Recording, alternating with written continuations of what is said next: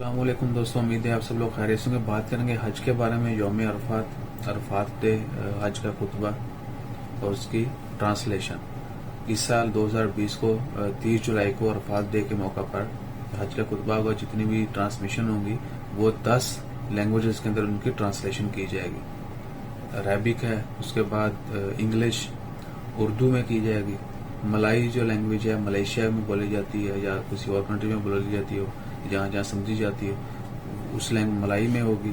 Persian فارسی کے اندر اس کی translation ہوگی، اور فرینچ جو ہے اس کے اندر فرینچ لینگویج اس کے اندر ٹرانسلیشن ہوگی۔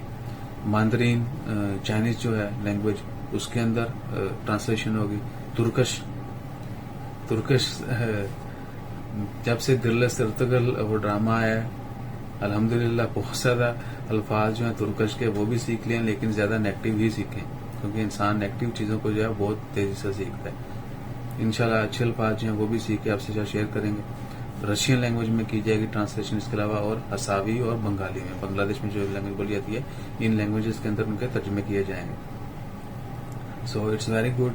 اردو میں بھی ہم چیزوں کو سمجھ سکیں گے۔ قرآن پاک پڑھنا چاہیے۔ عربک ایک بات شیئر کروں گا، جب ہم عمان میں آئے نئے تو عمانی لوگ جو ہیں عربک، انہوں نے پوچھا کہ آپ قرآن پاک آتا ہے؟ جی آتا ہے۔ آپ سمجھتے کیسے ہو؟ ہم ٹرانسلیشن پڑھتے ہیں، ترجمہ پڑھتے ہیں، پھر ہمیں سمجھ آتی ہے۔ تو وہ بڑے حیران ہوتے تھے کہ اس کا بھی ترجمہ ہے؟ تو یہ لوگ اپنی لینگویج میں، یعنی سبھی نہیں، موسٹلی جن کو نہیں پتا ہوتا تھا، کیونکہ بہت سارے عربک لوگ جو یہی سمجھتے تھے کہ ہم عربک سمجھتے ہیں، تو ہم کہتے تھے کہ ہم قرآن پاک کی ہم تعلیم حاصل کرتے ہیں باقاعدہ، کئی سال لگانے کے بعد جو ہم اس قابل ہوتے ہیں کہ ہم عربک پڑھ سکیں، لیکن سمجھنے کے لیے ہمیں علیحدہ سے ترجمہ تفسیر جو ہے وہ پڑھنا پڑتا ہے۔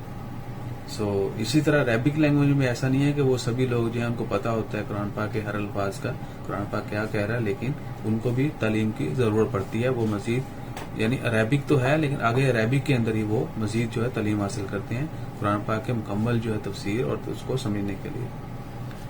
انشاءاللہ خیر، یہ چیزیں زیادہ ڈسکس نہیں کریں گے، غلطی ہو سکتی ہے کسی نہ کسی بات میں۔ اپنا خیال رکھیں، دعاؤں میں یاد رکھیں۔ ہمارا خیال رکھنے کے لیے لائک کیجیے، شیئر کیجیے، سبسکرائب کیجیے۔ جزاک اللہ۔ اللہ حافظ۔